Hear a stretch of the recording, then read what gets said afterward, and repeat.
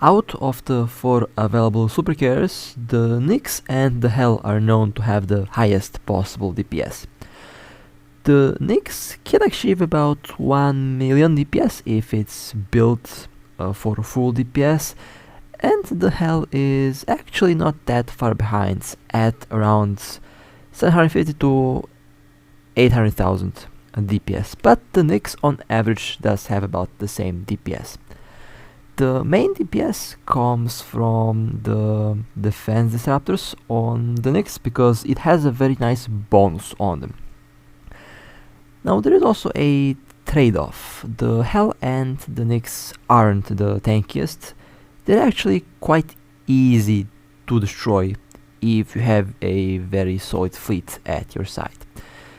Now, can a Dreadnought tank a Nyx? Well, we will be finding that out today. Now here I just want to share the trait description of the ship.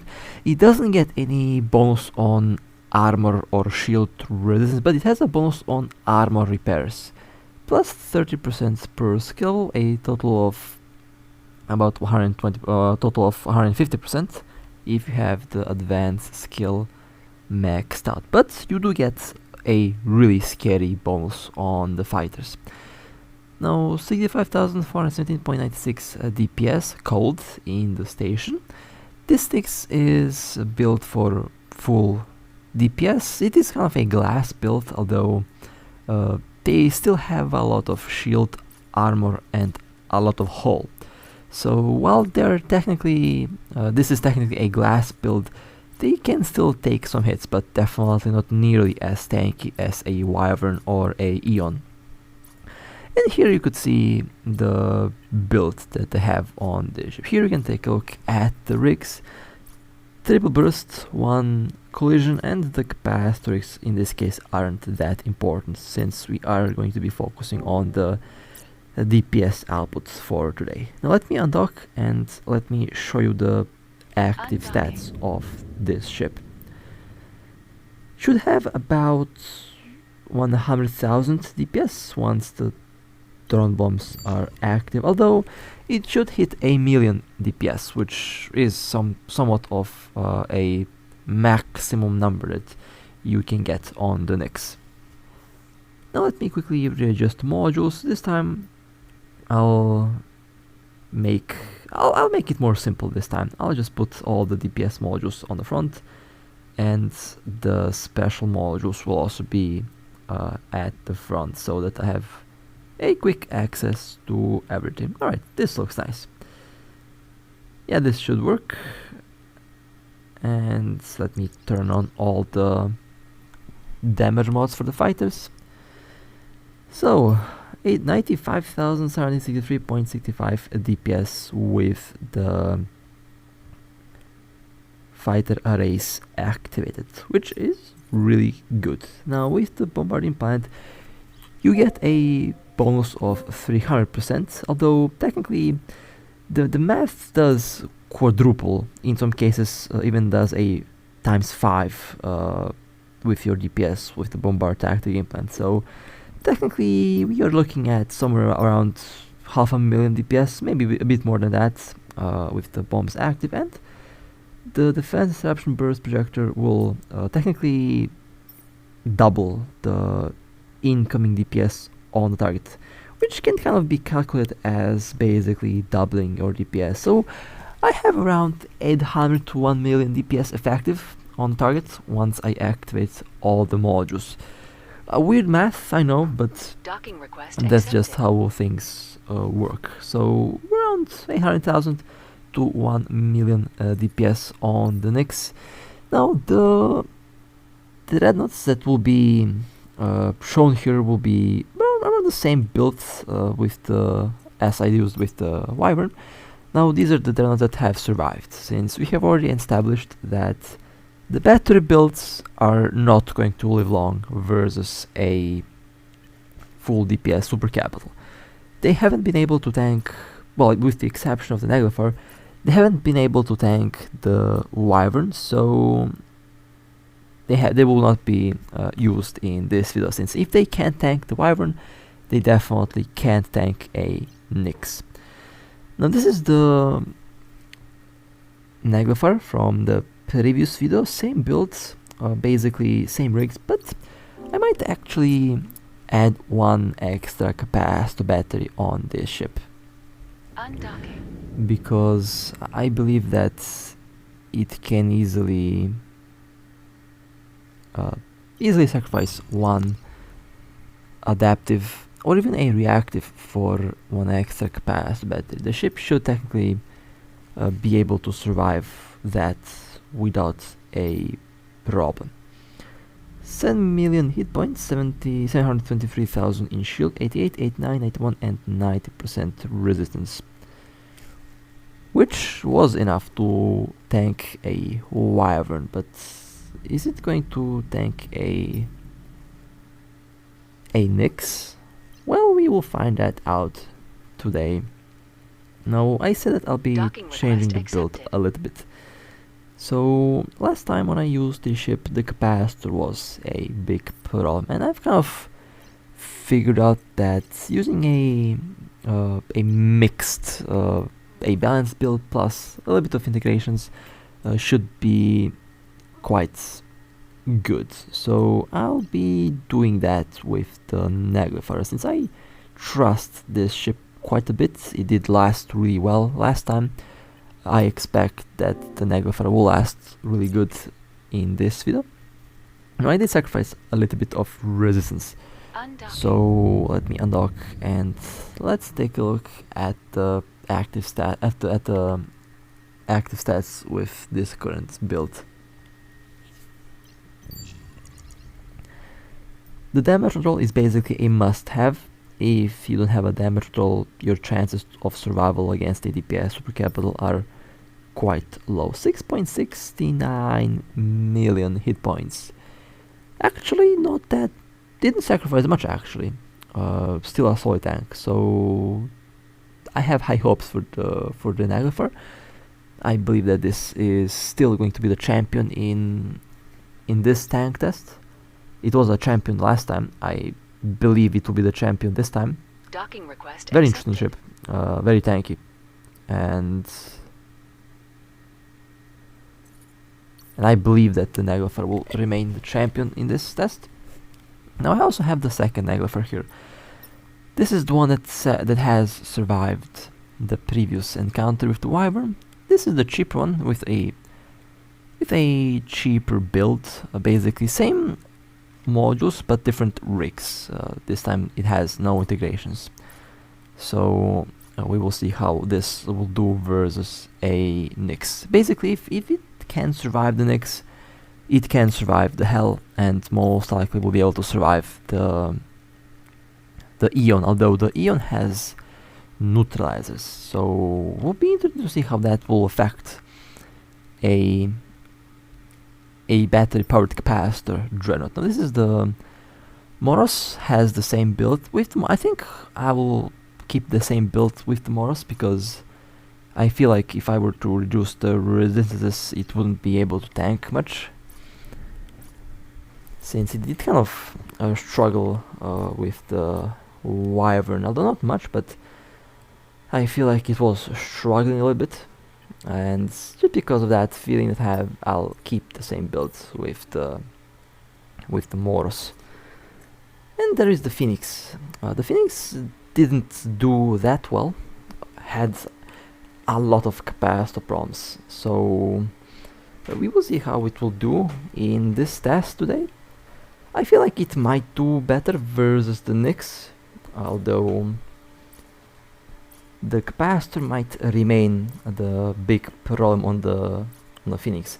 It has very good paper stats on the shield, but in active use somehow that didn't really shine as much as the numbers did, so we will see how the Phoenix will perform today. Let me just undock and let me show you the active stats of the Phoenix.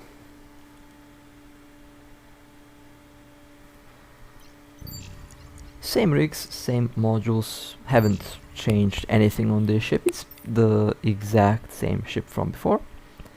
8.3 million hit points. Again, some really good shield stats on this thing, really tanky. So I have high hopes that it will be able to survive, but last time versus versus the Wyvern, it didn't, you know, do that bad. I mean, it did better than the Revelation, that's for sure, but the capacitor was a big issue on the Phoenix. And now there is the Revelation. Now the Revelation did the worst in the previous test. It kind of crumbled very quickly in the first two builds against the Wyvern, and it would definitely crumble the same way if it were used against a Nyx. But I'll be putting the Revelation to the test with the integration build. This is almost the exact copy of my own Revelation build that I used. Should be able to tank a lot of damage. My Revelation did manage to tank about 1.2, 1.3 million DPS for a short time, so I believe that it's going to be able to tank a DPS Nyx. It should technically be about the same. The DPS that it will receive kind of matches the DPS that I have received, so technically it should be able to tank without a problem. Well, not exactly without a problem. It will be able to tank until the capacitor runs out. When the capacitor is out, then the tank also goes out. Docking request accepted. But again, we will be testing that out today, and the main question: can any of these ships withstand the crazy DPS from a Nyx? Since the Nyx has the highest DPS out of any ship in the game at the moment, it is the one ship that can achieve 1 million DPS. No other ship can do that. The Hell gets close, but the Nyx with its DPS shreds just knocks everything out of the park in terms of how much DPS it can do. So, I guess time for the test to start. So, the first ship that will be put to the test will be the Naglfarr, since I strongly believe that the Naglfarr can easily withstand the full-on DPS. It did really well last time, and how will it perform when the DPS is basically, well, not doubled, but almost doubled? Well, we will be finding that out. Alright, everything, the disruptors took effect, and that's immediately a lot of damage. But the Naglfarr is recovering shield like there is no tomorrow, and yes, it is tanking 1 million DPS just fine. Now once the drone bomb effect wears down, the DPS does reduce to about 500,000. About 500,000, since I still have the DPS shred active, which kind of doubles the incoming DPS on the Dreadnought. It still has a lot of hit points, and it is still tanking just fine. So it did tank 1 million DPS, the burst DPS. It tanked it without a problem. It did kind of look scary at first. You really have to be fast on the boosters and on the damage roll. Basically, if you see the first original big hit, that's when you activate the damage roll, and that's when you activate the boosters. And it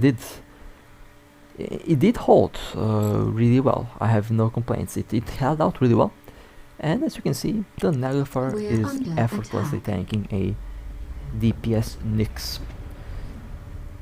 It is performing much better with the capacitor, since I have the 2 capacitor batteries now, and I can kind of afford to turn off 1 booster. It is still able to tank just fine, even once I launched the drone bombs again. So there you have it. A Naglfarr is tanking a DPS Nyx without a problem. This is the more expensive Naglfarr. I'll be putting to the test the cheap one as well, because I'm very curious to see what the difference would be. The resistance will be about the same, and the more expensive one has a bit more, but I believe that it is still going to be able to tank them just fine. And the ideal thing here would be to combine the expensive builds with the cheap builds. And what does that mean? Well, basically take the integrations that are going to be crucial and put the integration in the Dreadnought. And the other two rigs can be normal rigs, since that one I think one integration is definitely going to be more than enough We're under attack. to allow your capital, to allow your Dreadnought to survive versus a DPS Naglfarr. And that will be confirmed when I take the cheap Naglfarr out and when I put it through the same test, since if the cheap one does manage to survive, then one integration would be more than enough to basically tank a Nyx that has a build like this one. Now, I thought about using 5 DPS arrays, but the effect kind of stops being good after 5. 4 is basically like the max. So this is basically what you would probably expect to see from a DPS Nyx. Although if someone is flying a DPS Nyx, you can easily burst that down with a Dreadnought DPS fleet, because it will have literally no tank. Now, if you're worried about the fighters chasing down the Dreadnoughts, since you know that's actually a quite that's a legit worry, you can actually bring a couple Daredevils or a couple Vigilants that can web the fighters. The webs on set ships have very strong effect, and you can technically web down the fighters, the heavy fighters, since they're already slow. And their damage application on smaller targets is horrendous. They are not able to do a lot of damage to smaller ships. They'll scratch the surface of the shield of your frigate or cruiser. So you can use a Daredevil or a Vigilant to web down the fighters, so that they can't reach the Dreadnoughts to kill them. And you also should have some force auxiliaries alongside your fleet. So if the fighters of the Supercar are webbed, and if they can't move, they can't get to your ship and they can't do damage. So that's one trick and one idea that you can implement if you manage to find one of these ships. If the fighters can't get you, the fighters can damage you. And basically the Supercar is dead in the water. If they have a DPS build, they are not going to be able to tank a lot of damage. They can have 5 million shield. You will be doing 100,000, 200,000 per hit with a Dreadnought, so you'll be burning through its tank like a hot knife through butter. Even the crazy passive shield recharge is not going to be enough to stop your DPS to go through the ship, since it will have literally no tank. If the Nyx has some form of tank, then its DPS is not going to be as dangerous, and you'll be able to tank the Nyx easier with a classic build. Even it will be easier to tank it with a classic build. It is not going to require some crazy tank Dreadnought to withstand a tank Nyx. Basically, a normal tanky Dreadnought can tank a tank super capital very easily. But for a DPS super capital, that's where you have to have a crazy CHONK build. But as you can see, this Naglfarr is standing strong. It doesn't fall down. It doesn't fold. It's tanking effortlessly. The capacitor does go low, that's for sure, but it is not as bad as it used to be. The extra capacitor battery does help a lot, and as you can see, the super capital shields are going down slowly. And this is the amount of damage that a tank Dreadnought did to a DPS super capital, 50% shield in a 1v1 basically. If there were a couple of these Dreadnoughts, this Nyx would have been in serious trouble, since it would not be able to penetrate the tank on any of these Naglfarrs if they had the same build. Drop like 10 super CHONK Naglfarrs on a DPS Nyx and the Nyx dies. Simple as that. You can have a force auxiliary on your team to basically repair the Dreadnoughts. That would be the cherry on top. But the sole tank of a Naglfarr with this current build is definitely more than enough to troll a DPS Nyx, since it can't penetrate it. But 4 of them, 10 of the Naglfarrs can burn down through the tank of this ship easily, since it literally has no tank. It would already be in armor, and as you can see on the fitting window, the Nyx maximum capacitor runtime is 13 minutes. So you basically need to put pressure on this ship for about 13 minutes.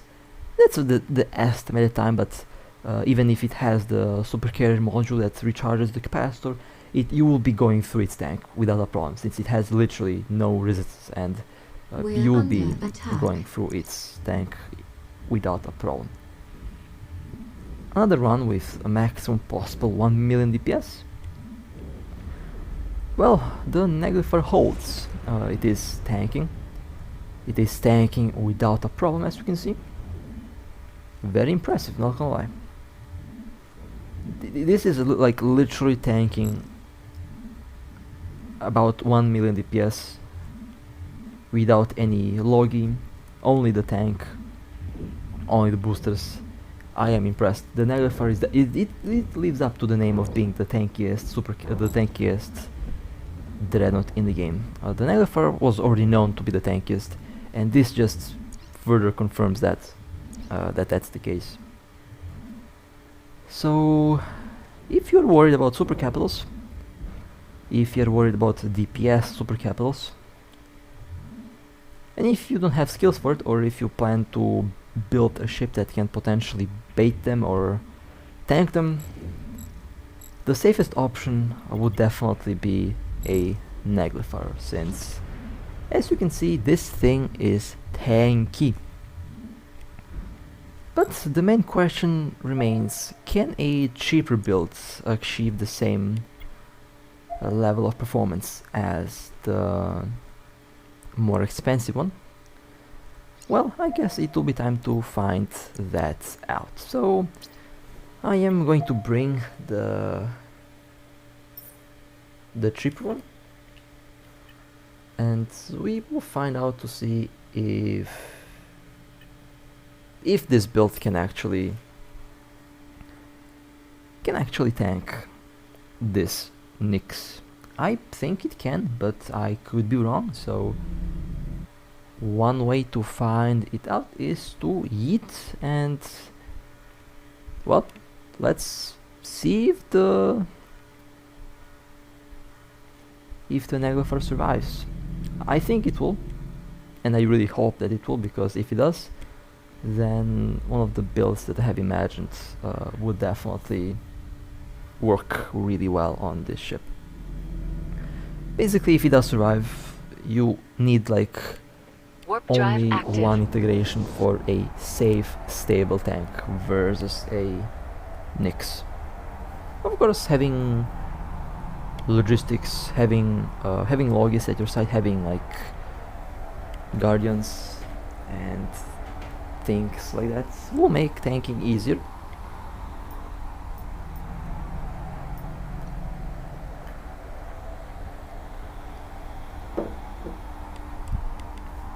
It will obviously make tanking it a lot easier, but in my case, I like to have a ship built that can tank all this solo without any support. No, it doesn't have to tank for a very long time. Its goal is basically to tank. Its goal is to tank until reinforcements arrives. That's basically the whole idea behind these super tank Dreadnoughts. If the Dreadnought gets tackled, it should be able to survive for quite a while until reinforcement can actually come and help. Now this was actually pretty close to get to armor on the Naglfarr. Very, very close. It did go to low shield several times, but it is alive. And now it is recovering the shield. So a massive difference between the integrated Naglfarr and the cheap one. The integrated one definitely did take some damage, but it survived easily. With this one I was worried. It almost went into armor. It really was very, very close. So it did live. It is still tanking. It is not exactly effortlessly, but it is tanking really well. And the capacitor looking really good. Shield is also being recharged. Once the effect of the defense disruptor wears off, the Naglfarr will fully boost its shield. So it survived. It can tank, but as we can see, very, very close. And in this case, the idea with one integration is definitely the way to go. Basically increase the shield resistance, increase the shield volume, and increase the shield booster performance. Or you can even go with full resistances, or you can even mix things up and basically have a mix of integrations. You can, if you have the ISK, of course, doesn't have to be necessary, but you can easily mix up different integrations. You can have one integration for tank, one integration for shield booster performance, and the third integration can be for a combined effect between tank and between the shield booster performance. So you really do have a lot of options. So far, the idea that I have presented last time and the idea now, it just seems to work really well. The Naglfarr is tanking. It doesn't seem to be going down. It's holding really well. The initial burst from the bombs and from the defense disruptor definitely have a lot of alpha, but the damage control saves the day since it absorbed the vast majority of that crazy high DPS. Now we know that there is supposedly a balance patch coming up in September, maybe this week, and there's a good chance that the super capitals will be nerfed. Now I'm all in for balancing, I'm all in for nerfs. The implants should also be nerfed. I'm all in for that. I mean, I'm not going to complain about any nerf since the game does need it, but I have seen some very dumb comments from some let's say let's call them fleet commanders. Now I'm very happy that they are not our fleet commanders in our alliance. Our alliance has some good fleet commanders and our alliance has some very good pilots, but that one guy complained about how his Stabber fleet can't 1v1 a super capital, and when I heard that for the first time, I just turned off the game for a day and didn't log in for like I don't know, for the next 2 days or something like that, because things like that are not really, you know, good for an advice to anyone, because a super capital is a ship that's basically built to be huge. It's basically a flying fortress, a command center, if you can call it like that. Titans and supercarriers are basically like flagships, and they're definitely not ships that should be killed in a 1v1 easily. We're under I mean, it attack. doesn't mean that you can't. You can't kill them in a 1v1. That happens. It happens all the time, but they're not ships that are made to be disposable that easily. They're huge, Shield expensive, damaged. and they are basically a combined effort from the whole alliance or from the whole coalition.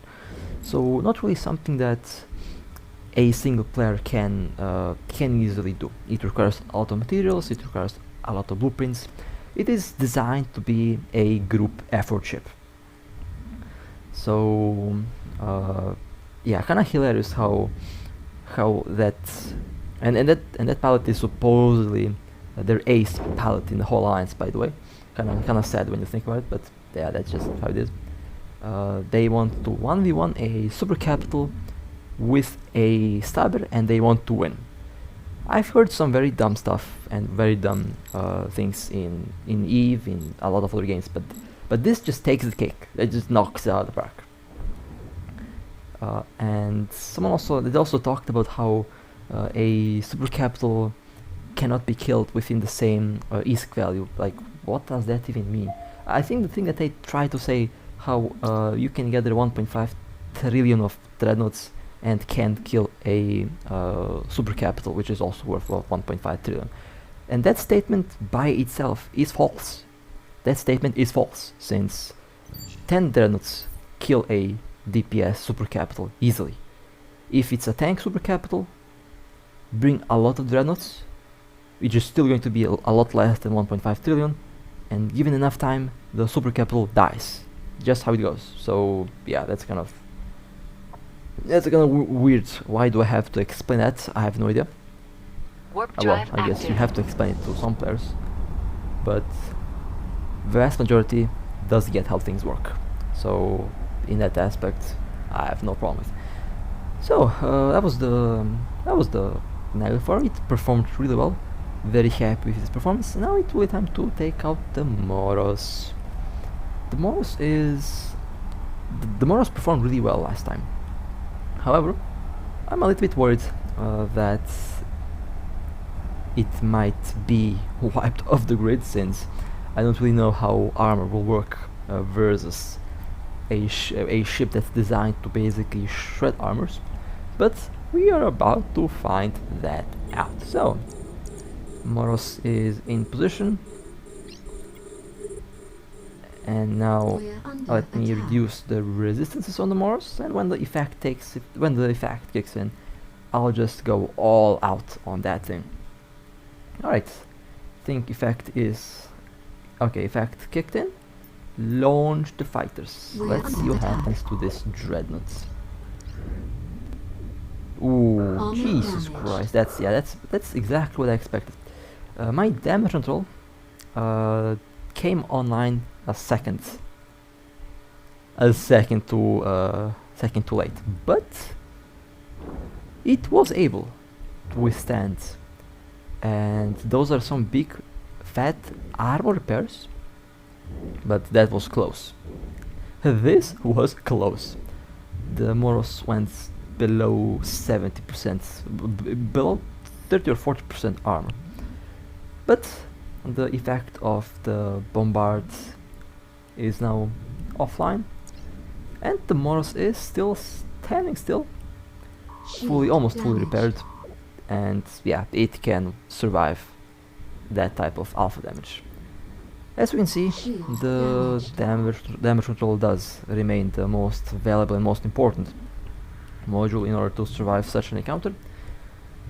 And yes, buffing the damage control is definitely going to make tanking much easier. So hopefully the damage control does get buffed.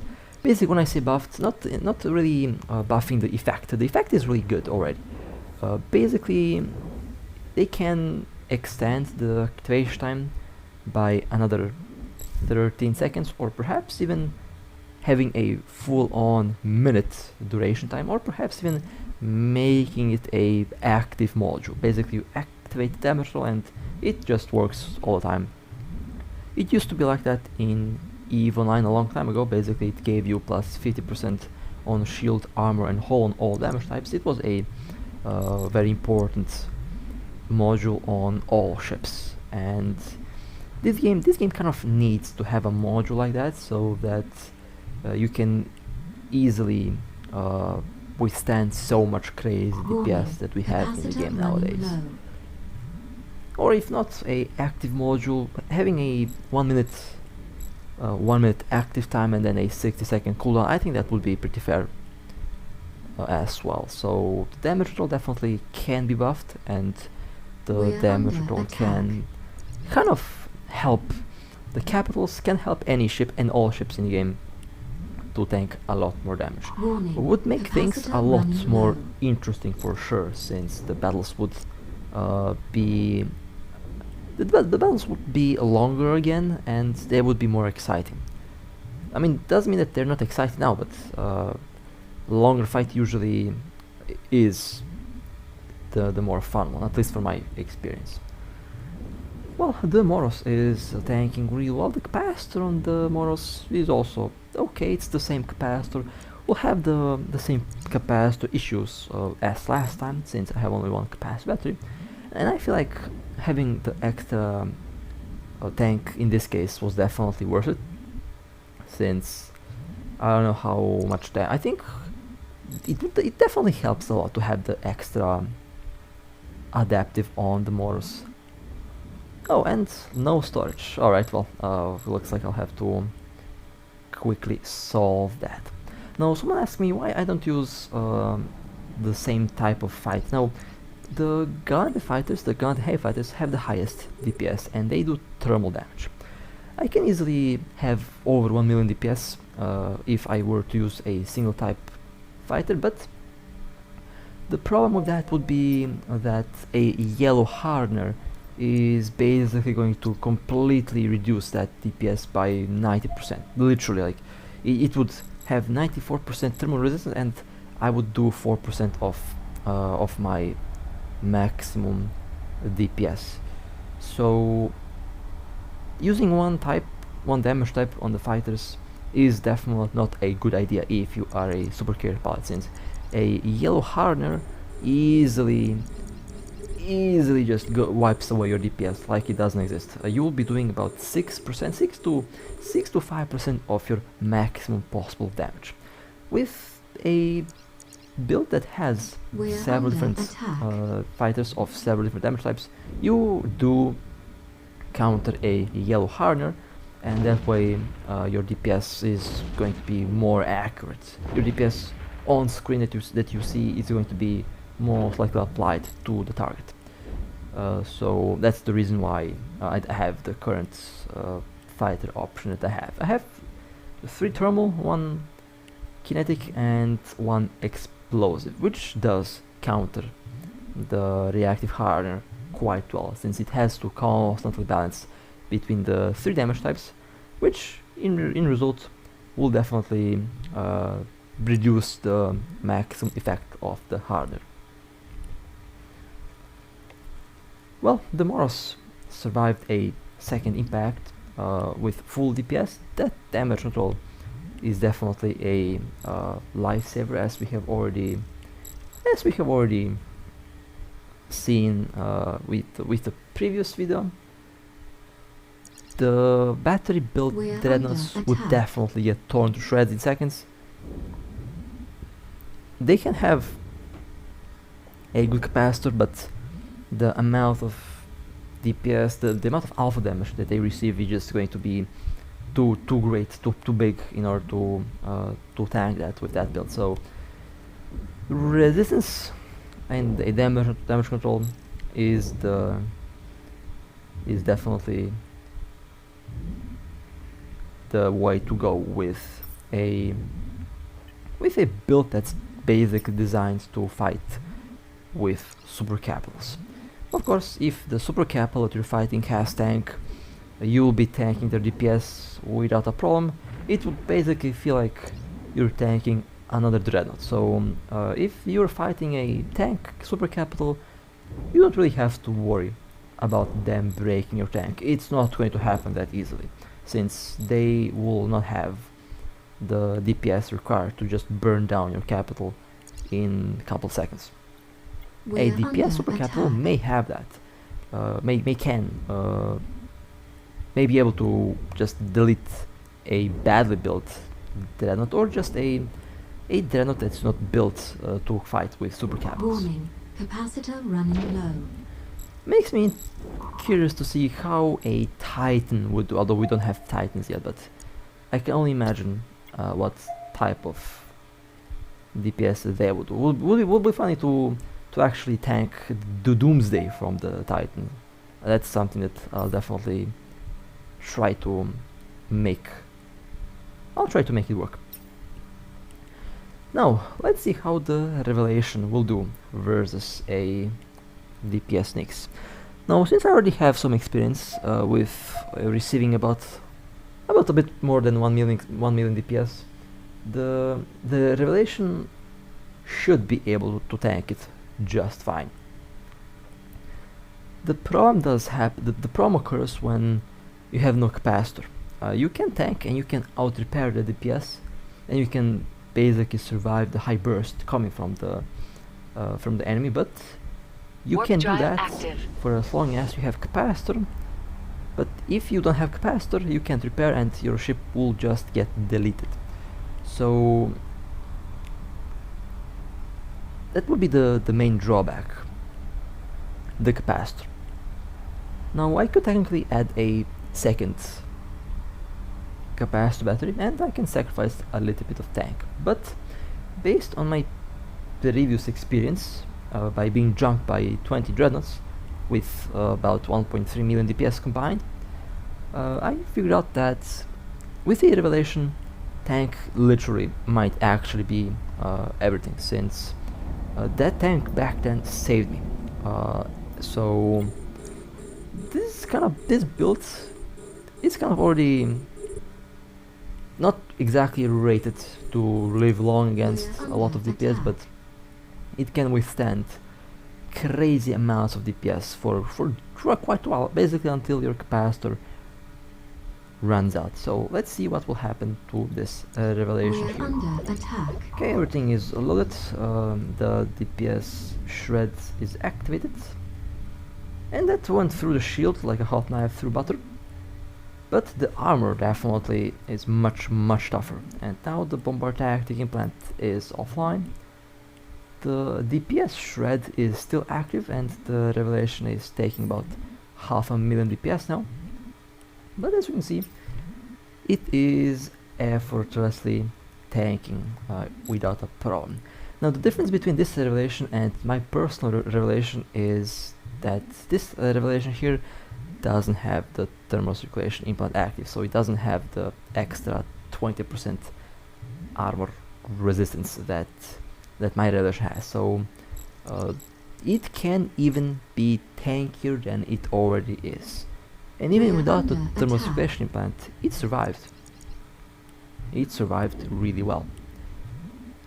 Able to tank. The capacitor will last for a while. So yeah, it is tanking a DPS Nyx. Again, not something that surprises me because I already had experience to tank a similar DPS from 20 Dreadnoughts, and that gave me a lot of experience and gave me basically confirmed a lot of things that I doubted at that time. It also made me learn some new tricks, and it basically just made a lot of things very clear for me. So that's why the build works, and that's why you can easily just replicate the build, and you will have a Dreadnought that can tank a super capital for quite a while.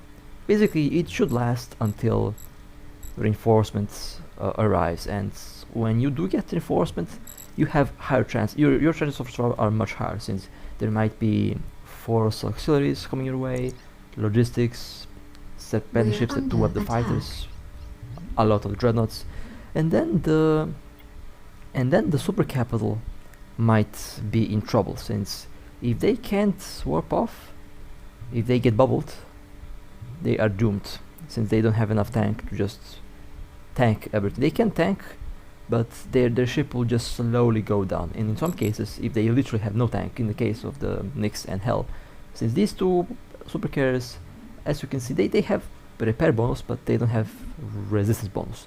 So your damage that's going to be applied to their ship is going to be really high, definitely higher than the damage that you'll be doing to a Wyvern or a Eon, which do have bonuses on shield and armor. Shield on the Wyvern and armor on the Eon.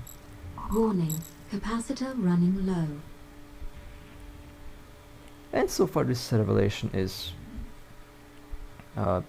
holding out like a champion. Definitely the first place in tankiness goes to the Naglfarr, that's for sure.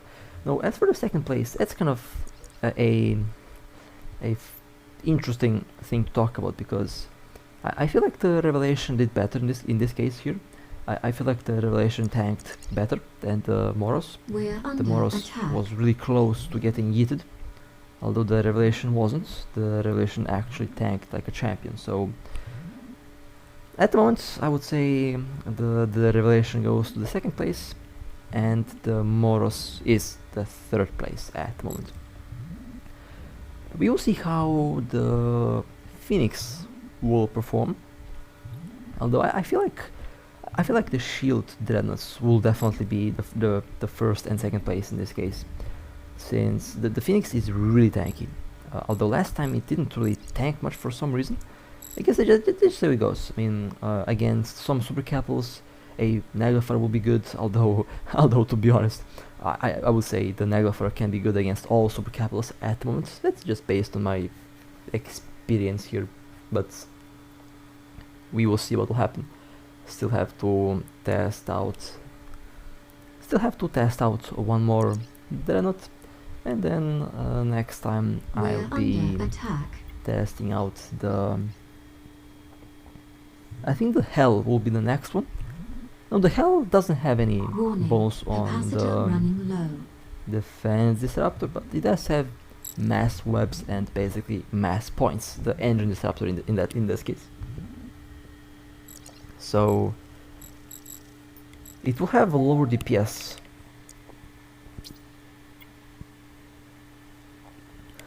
It will have a lower DPS than the Nyx. So if it has a lower DPS, then it means that it will definitely perform better versus. It means that the Dreadnoughts will perform better versus the Hell than they would perform versus a Nyx. Since again, the Nyx has literally the highest DPS out of all the current super capitals in the game. The Hell is second, and then Wyvern and Eon are placed 3 and 4. But Hell and Wyvern are number 1 in terms of how much DPS they can deliver. Now, if I sound a little bit sleepy, my apologies. I am a little bit sleepy. Working Warp drive on active. 2 hours sleep per day, so it maybe has an impact on my thought process. I really have to like take a day off or something and just sleep the whole day, since I don't know how long I'll be able to keep up a 2-hour sleep. So that's not healthy. Don't if you're tired, just sleep, just rest. Don't overwork yourself. It's definitely not healthy. Speaking from my experience, because I can't think right now, but I have to think, so I'm forcing myself to think. Anyway, let's see how the last Dreadnought will perform. The good old Phoenix. Will the Phoenix rise from the ashes? Well, we're about to find out. The Phoenix kind of disappointed me last time. It did work well, We're under and it's attack. the third place from the previous test. But let's see how it will work against a DPS. We're under Nyx. attack. Launching the fighters, bombs loaded. Am I doing that? Yeah, this is just a brick. This is just a brick. Look at that. Barely any damage on the shield. This is a brick. The Phoenix looks like a brick, and it tanks like a brick.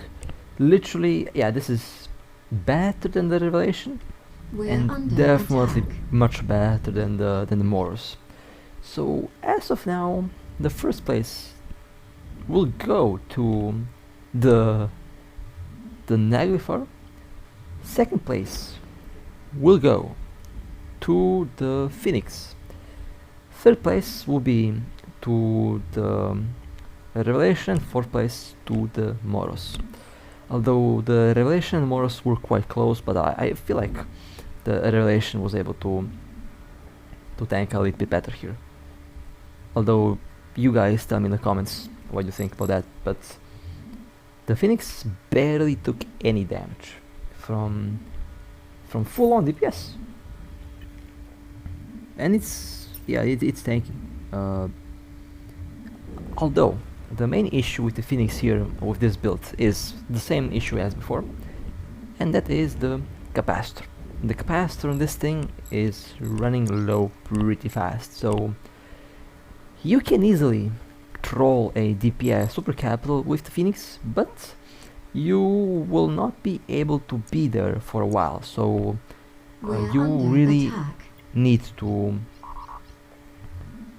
spam the alliance or coalition for support, since you can tank, but not for long. I would say definitely the worst performing capacitor so far, but the best performing resistance tank that we have seen today.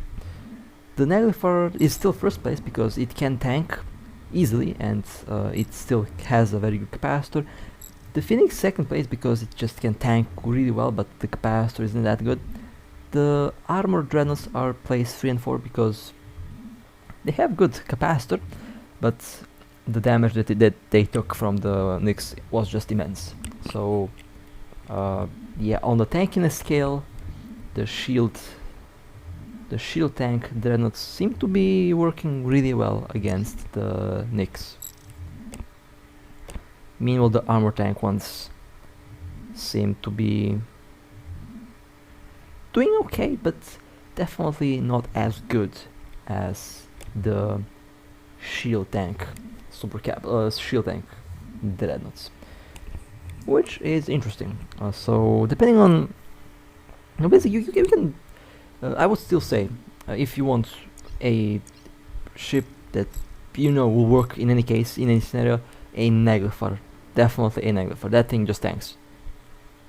That thing is a CHONK. That thing just tanks.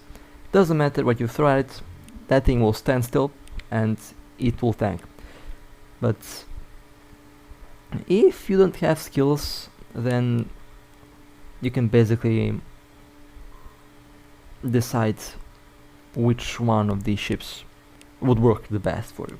Although at the moment the all-around best performing Dreadnought in this case was the Naglfarr, at least at the moment. We will see how it will do versus a Hell, and we will see how it will perform against the Eon. Now the Eon will be interesting because it has neutralizers. So the Eon kills capacitors, which means that the shield tank Dreadnoughts might have some problems with that, since that will be able to yeet your capacitor, and without capacitor you will not be able to tank. So the Eon will be interesting, but the next it will be Hell and then the Eon, since the Hell is the second place in terms of raw DPS output. But I have to say, this time I'm actually very happy with the Phoenix tank. That thing just tanked like it tanked a million DPS like it was nothing. So yeah, that was a very tanky Dreadnought. So, and we have reached the end of this test. Some very interesting results. Very impressed by the Dreadnought tank. They performed, all of them performed really well. Extremely impressed by the Naglfarr. That one definitely does seem to be sticking out of the